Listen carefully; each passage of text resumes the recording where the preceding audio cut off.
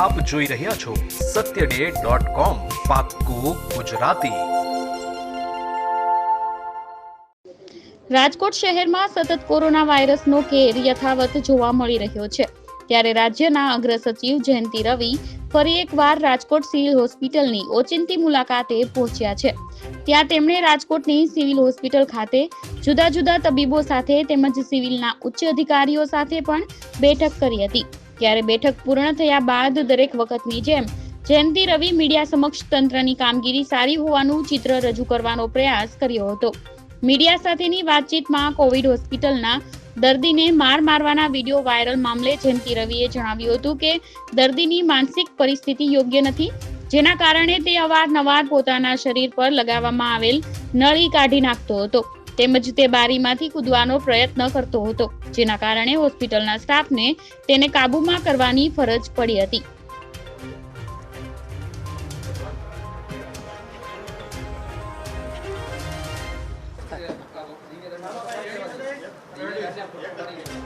નમસ્કાર।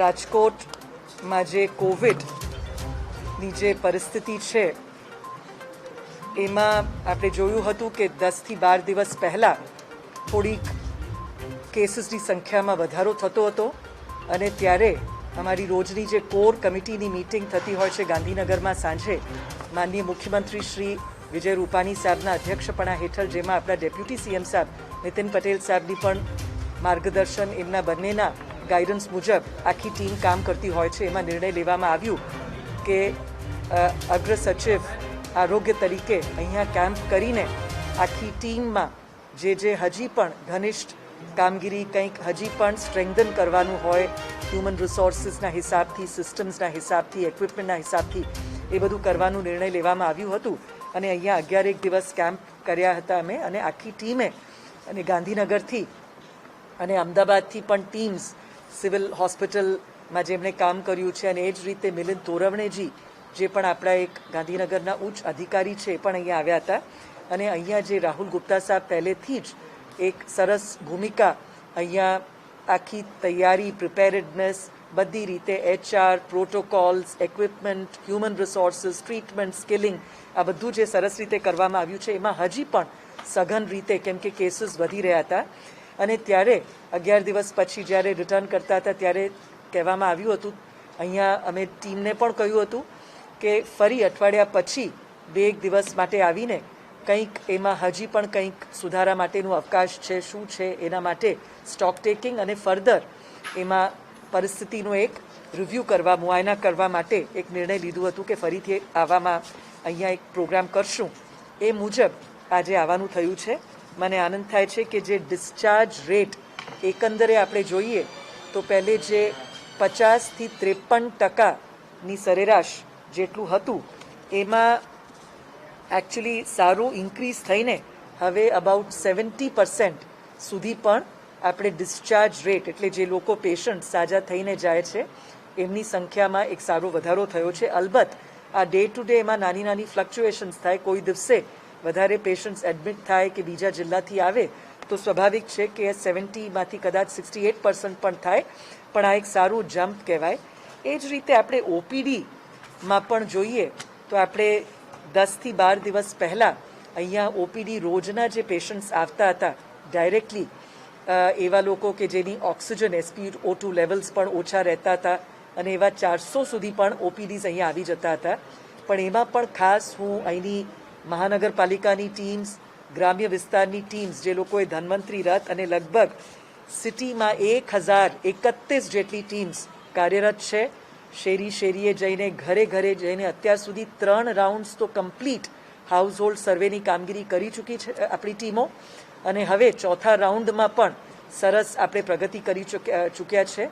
અને એમાં હવે બીજી એક નવીનતા જેને આપણે કહી શકીએ, આ એક રાજકોટ મોડલ, એક નવી એક પ્રકલ્પ આપણે અહીંયા એ પણ શરૂ કર્યું છે કે અહીંયા જે અલગ અલગ સોસાયટીઝમાં, અલગ અલગ અપાર્ટમેન્ટ્સમાં રેઝિડન્ટ વેલફેર એસોસિએશન્સના જે કોવિડ નોડલ કોઓર્ડિનેટર્સ છે એમને પણ આ ટીમ્સમાં સામેલ રાખવાનો આપણે એક નિર્ણય લીધો છે ગઈકાલે, અને એ લોકોની પણ ટ્રેનિંગ, આજે મારી મીટિંગ પણ એમની સાથે ઝૂમથી વિડીયો કોન્ફરન્સથી થવાની છે.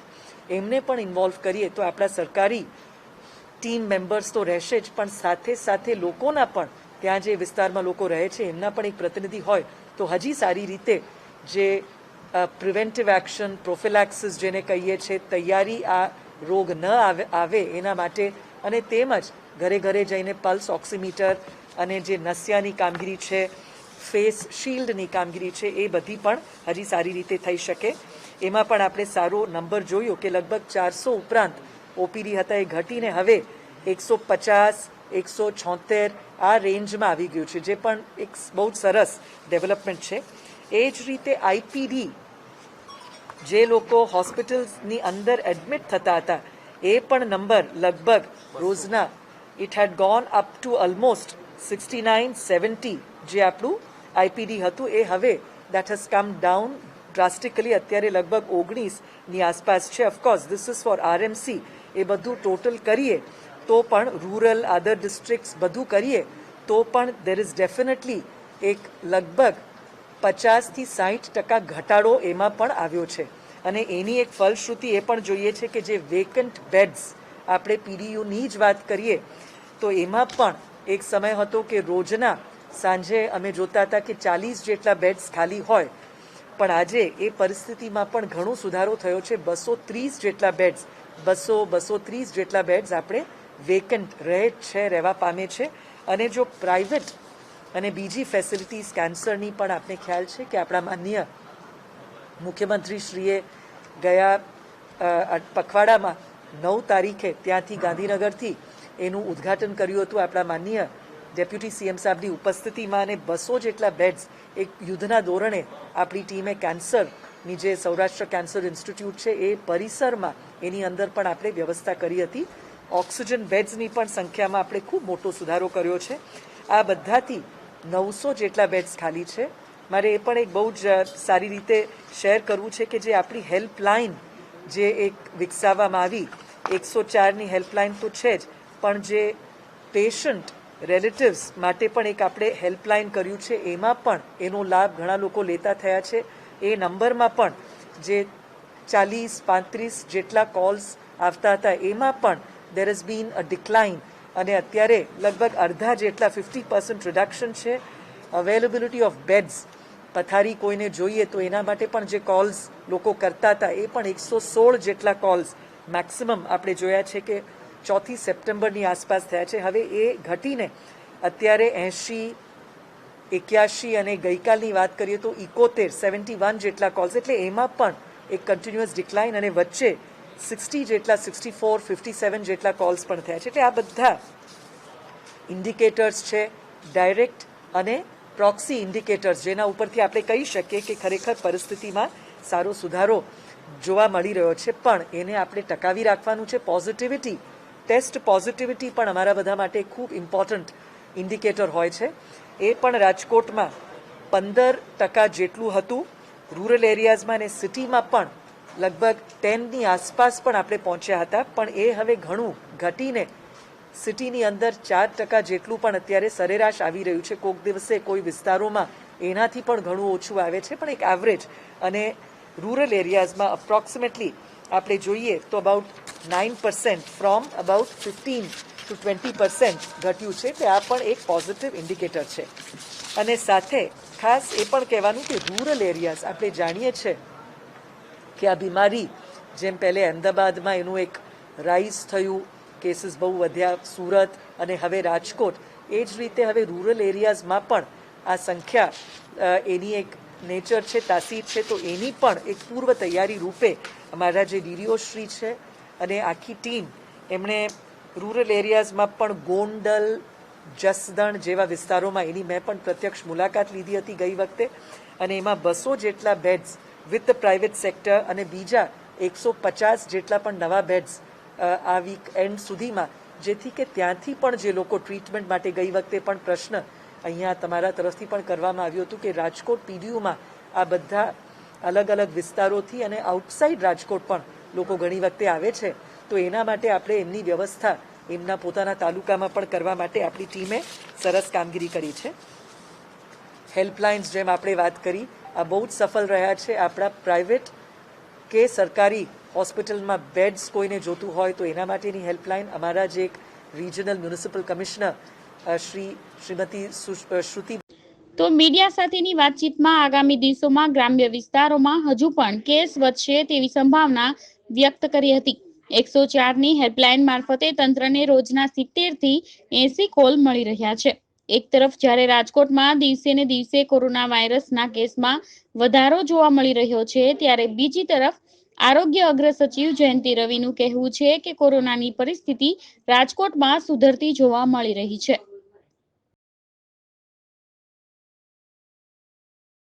એનું પણ ખૂબ સારા રિઝલ્ટ્સ આવ્યા છે. હેલ્પલાઇન ફોર પેશન્ટ્સ રિલેટિવ્સ એટલે કોઈ પણ દર્દી દાખલ થયા હોય અને એમના સ્વજનો, એમના કોઈ રિશ્તેદારોએ કોઈ માહિતી મેળવવી હોય તો એના માટે પણ હેલ્પલાઇન કાર્યરત છે.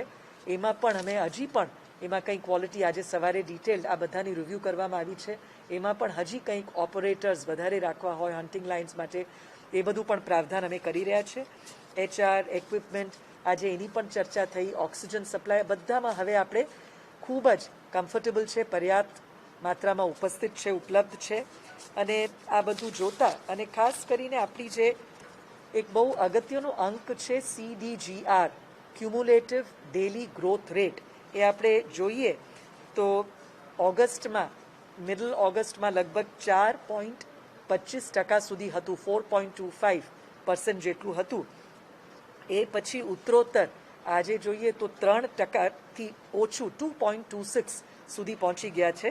અને બિગિનિંગ ઓફ સપ્ટેમ્બરમાં 3% સુધી હતું, આજે ઇટ ઇઝ 2.26. એટલે આ બધા પણ માપદંડો છે, સંકેત આપે છે કે આ જે કેસીસ જે આવી રહ્યા છે એમાં પણ આ જે ક્યુમ્યુલેટિવ ડેલી ગ્રોથ રેટ છે એમાં પણ ડિક્લાઇન થાય છે. વધારે ટેસ્ટ કરીએ છીએ તો કદાચ બીજા બધા એરિયાઝમાં પણ કેસીસ જોવા મળે. પણ બીજી એક લક્ષણ એ પણ જોવા મળી છે કે જે બિલકુલ ગંભીર થઈને એકદમ લો SpO2 સેચ્યુરેશન સાથે જે લોકો આવતા હતા એવા કેસીસમાં પણ અત્યારે ઘટાડો થયો છે. વધારે જાગૃતતા, ટેસ્ટ કરવામાં લોકોને જે એક મૂંઝવણ રહેતું હતું, ગભરાટ થતી હતી, એમાં પણ સારો સુધારો થયો છે. પણ હજી પણ બધાને અનુરોધ કરીશું 3 વસ્તુઓ ખાસ કે આપણે બિલકુલ આમાં કોન્ફિડન્ટ, ઓવર કોન્ફિડન્ટ થઈએ, કેઝ્યુઅલ બનીએ કે ના હવે બિલકુલ ચિંતા નથી, આ વાત બિલકુલ આપણા મગજમાંથી કાઢી નાખીએ. We have to be very careful. એટલે જ્યારે પણ ઘરથી બહાર પ્રવેશ કરીએ કોઈ પણ કામ માટે તો બિલકુલ માસ્ક, હેન્ડ સેનિટાઈઝ કરવાની જે પ્રથા છે, સોશિયલ ડિસ્ટન્સિંગ એ રાખવું જ જોઈએ.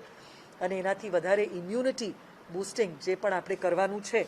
અને ખાસ કરીને જેને પણ લક્ષણ તાવ, બ્રેથલેસનેસ, શ્વાસ લેવામાં તકલીફ, તાવ આવે, કોફ અને આ બધી તકલીફો હોય, ફીવર હોય તો તરત જ ડિલે કર્યા વગર આપણા ત્યાં ધન્વંતરી રથ આવી હોય તો ત્યાં ઘરે જે સર્વેલન્સ માટે આવે છે એમને પણ પૂરો સહકાર આપીએ. હજી અમારા ધ્યાન પર આવ્યા છે કે હજી એવા ઘરો, વિસ્તારો, લોકો છે કે આમાં પણ રેઝિસ્ટ કરે છે, એટલે સહકાર નથી આપતા. એમાં પણ અમે પોલીસ અને સ્થાનિક આગેવાનોની પણ મહેનત અને એમની મદદ બધાની એક સહિયારા પ્રયાસથી પણ કોશિશ કરી રહ્યા છે કે આવા જે રેઝિસ્ટન્ટ પોપ્યુલેશન છે એને પણ આપણે રીચ આઉટ કરી શકીએ. જેથી કે અમે બિલકુલ ચિંતા કરીએ છીએ, અમે ઈચ્છીએ છીએ કે કોઈના જીવ ગુમાવવા ન પડે. અને જલ્દી આપશો, લેટ પ્રેઝન્ટેશન કરવામાં આવે તો પછી આપણે બધા પ્રયાસો કરવા છતાં લોકોને ગુમાવવા પડે છે. એટલે આપણા બધાની જવાબદારી છે કે આપણા સ્વજન કે આપણને પોતાને કોઈ આવી તકલીફ હોય તો વિલંબ કર્યા વગર તરત જ અર્બન હેલ્થ PHC, જેને UHC, UPHC કહીએ છીએ, અથવા તો પ્રાઇમરી હેલ્થ સેન્ટર રૂરલ એરિયાઝમાં, કે પછી આપણે આ રીતે ધન્વંતરી રથમાં તરત જઈએ અથવા આપણા જે પ્રાઇવેટ કે ફેમિલી ડૉક્ટર છે એમની પાસે જઈએ. એમને બધાને પણ અપીલ કરવામાં આવ્યું છે કેમ કે અમારા ધ્યાન પર એવા પણ કિસ્સા આવ્યા હતા કે કોઈ પ્રાઇવેટ ડૉક્ટર્સ પાસે જાય ત્યાં પણ આ ટ્રીટમેન્ટ વગેરેમાં વિલંબ થઈને પછી છેલ્લી ઘડીએ લો SpO2 સાથે આવે છે. એટલે એમને પણ અમે મીટિંગ કરીને અપીલ કરી છે. એટલે બધા જ સ્ટેક હોલ્ડર્સ જેટલા પણ છે બધાને અમે સાથે મીટિંગ્સ કરી છે. અને ખાસ એરપોર્ટ્સ, બસ સ્ટેશન્સ, રેલવે સ્ટેશન ત્યાં પણ આપણે સઘન વ્યવસ્થા કરી છે કે જેટલા લોકો, કેમ કે હવે રાજકોટની અંદર પરિસ્થિતિ ડેફિનેટલી અંડર કંટ્રોલ છે, એટલે બહારથી પણ જે લોકો આવે છે એમને ચેક કરીને સ્ક્રીન કરીને પછી જરૂરત હોય તો ટેસ્ટ કરીને જ અંદર લાવવા માટેની પણ આપણે વ્યવસ્થા કરી છે. એટલે આ બધા પોઝિટિવ ઇન્ડિકેટર્સ છે. આજે સવારે એક બીજી અહીંયા એક ઘટના ઘટી છે.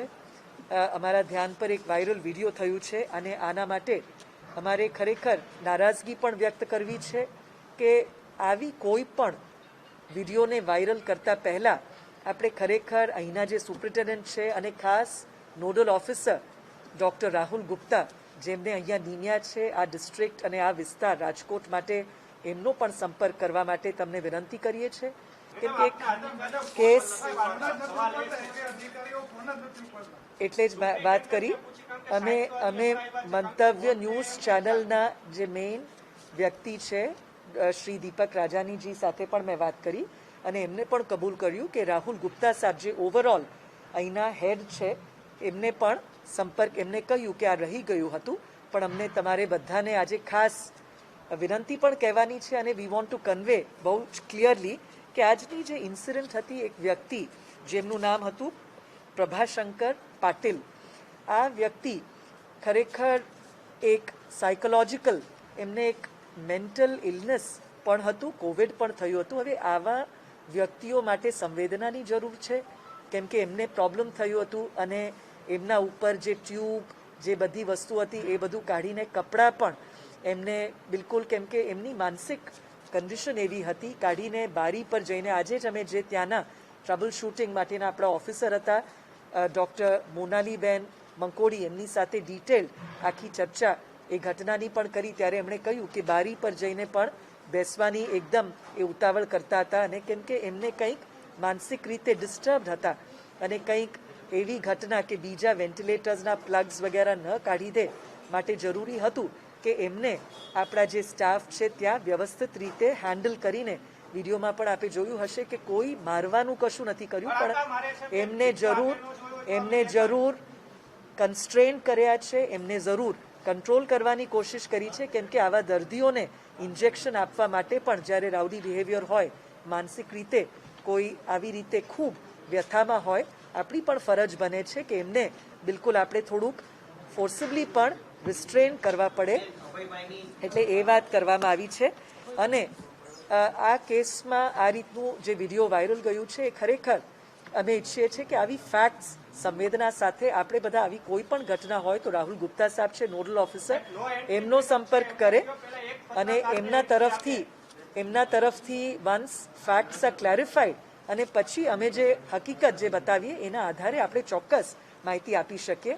અને આ ઇન્ફેક્શિયસ ડિઝીઝીસ હોસ્પિટલ છે એમાં કોઈ પણ વ્યક્તિની એન્ટ્રી એમને એમ અલાઉડ નથી હોતી પણ આ રીતે આપણી આખી ટીમ્સ દિવસ રાત મહેનત કરી રહી છે, ત્યાં કાળજી લઈ રહી છે. મેં તો ઉલટાનું આ ડૉક્ટર મોનાલીબેન મંકોડીને અમે અપ્રિશિએટ કર્યા કે આવી ઘટના જ્યારે બની અને જઈને પેશન્ટ બારી પર બેસી ગયા હતા એ એવી એક માનસિક સ્થિતિમાં હતા કે એમના કપડાં બધા પણ એમને કાઢી દીધા હતા છતાં આપણા સ્ટાફે એમને થોડુંક વ્યવસ્થિત સમજાવીને છતાં એ દોડતા હતા ત્યારે રિસ્ટ્રેન કર્યું છે અને બીજી કોઈ મોટી હોનારત ન થવા માટે કેમ કે એવા અનેક લોકો હોય સમાજમાં કદાચ જેને દારૂ પીવાની કે બીજી વ્યસન જેવી પણ એક કુટેવ હોય અને આવા મેન્ટલી પણ જ્યારે કોવિડ જેવી બીમારી જ્યારે થાય તો આવા મેન્ટલી ઇલ પેશન્ટ્સનું પણ આવી રીતે એક એમનો એક ઉગ્ર એક બિહેવિયર બહાર આવે પણ એને પણ આપણે પેશન્ટલી સંવેદના સાથે હેન્ડલ કરવાનું જ હોય છે જે અમારી ટીમે કરી છે જે સારી બાબત છે અને આ સ્પિરિટમાં બધા જુએ એવી અમારી આ ફેક્ટ તમારા સમક્ષ મૂકવા માંગીએ છીએ. હવે ડિટેલ્સ અમે જોશું અને જે હકીકત હશે. હવે અભયભાઈ માટે પણ ખાસ અહીંની ટીમ ડૉક્ટર આરતી ત્રિવેદી અને એમની આખી મેડિસિનની ટીમ અને પીડીયુના ડૉક્ટર પંકજ બુચ આખી ટીમને હું કહીશ કે અભયભાઈની જે ટ્રીટમેન્ટ માટે પણ જે અહીંની ટીમ વધતા ગાંધીનગરથી ખાસ આપણા ડૉક્ટર સેસિલ પરમાર પણ છેલ્લા 15 દિવસથી પણ કદાચ વધારે ટાઈમ 16-17 દિવસ થયા છે.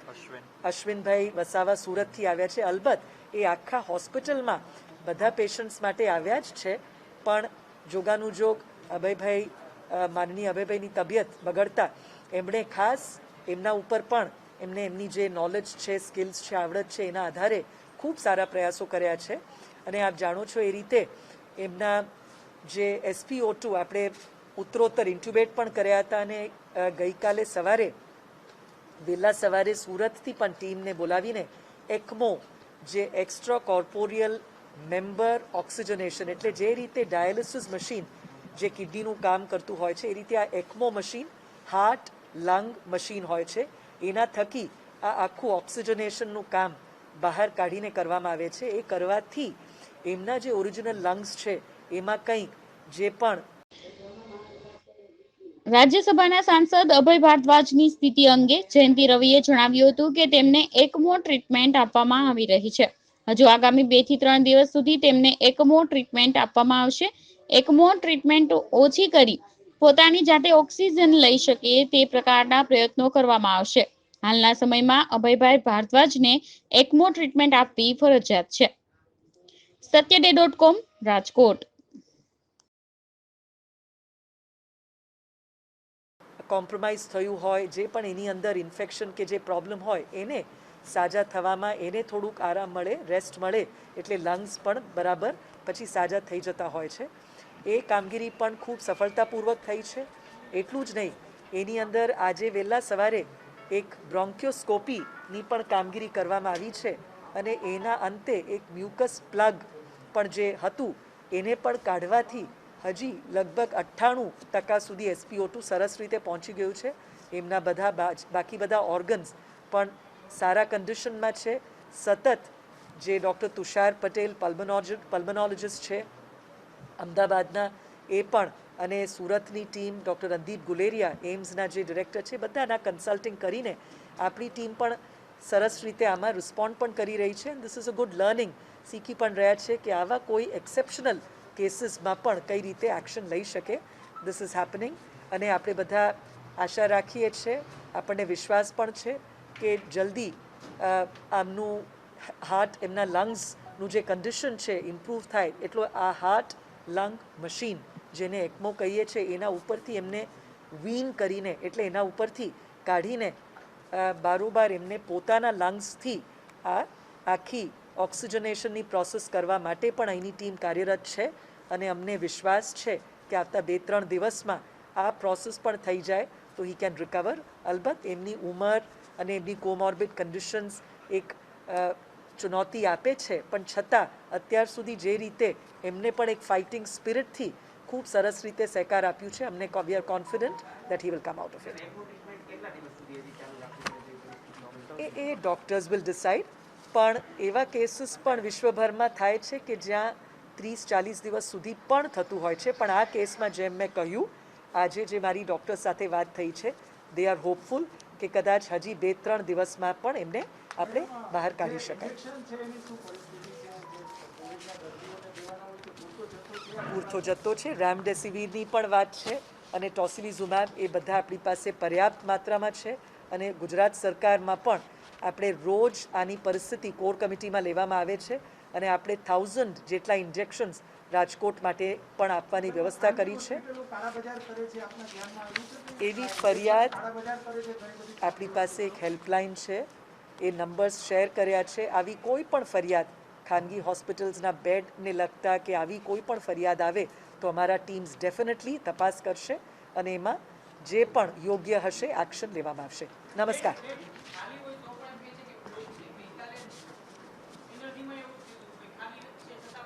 એના માટે જ આપણે હેલ્પલાઇનની વ્યવસ્થા કરી છે. મારી વિનંતી છે તમને બધાને, હેલ્પલાઇનથી અનેક લોકોને ફાયદા થયા છે. Please contact the helpline. ચાલો, નમસ્તે. YouTube પર જાઓ અને અમારી ચેનલ સત્યડે.com ને સબસ્ક્રાઇબ કરો અને બાજુમાં જે નાની ઘંટી છે તેમને ક્લિક કરો જેથી અપડેટ ન્યૂઝ તમારા સુધી પહોંચી શકે.